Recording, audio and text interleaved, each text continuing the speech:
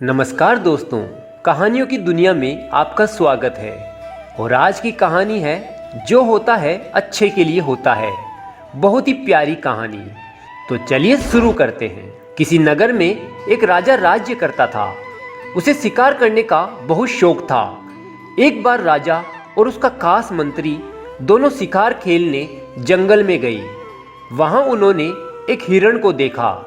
राजा ने उस पर प्रहार करने के लिए जैसे ही तीर निकाला, उस तीर की धार से न जाने कैसे राजा की अंगुली कट गई और खून बहने लगा।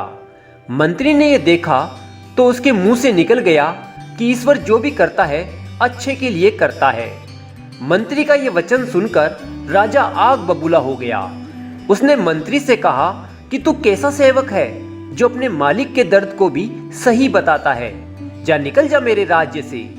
मंत्री ने राजा को प्रणाम किया और जाते जाते बोला, ईश्वर जो करता है अच्छे के लिए करता है। राजा भी अपने राजभवन लौट आया। फिर कुछ दिन बाद राजा पुनः शिकार खेलने जंगल गया। एक हिरण का पीछा करते करते राजा एक कबीले में घुस गया।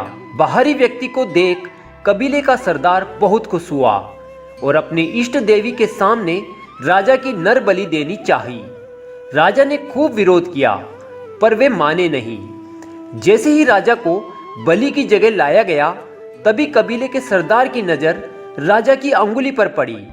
राजा के अंग भंग होने के कारण उन लोगों ने राजा को छोड़ दिया। राजा जैसे तैसे अपने राज्य पहुंचा।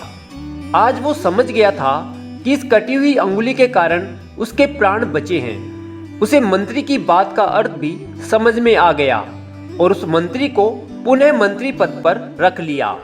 राजा ने मंत्री से फिर पूछा कि जब मैंने तुम्हें त्याग दिया था तब तुमने ये क्यों कहा था कि ईश्वर जो करता है अच्छे के लिए ही करता है।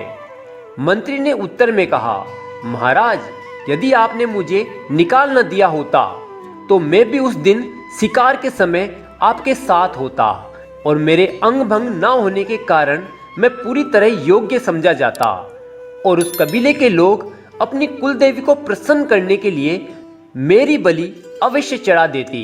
राजा को समझ में आ गया था कि जो भी होता है अच्छे के लिए होता है। कहानी से शिक्षा। दोस्तों, हर बुराई में कोई ना कोई अच्छाई छिपी रहती है।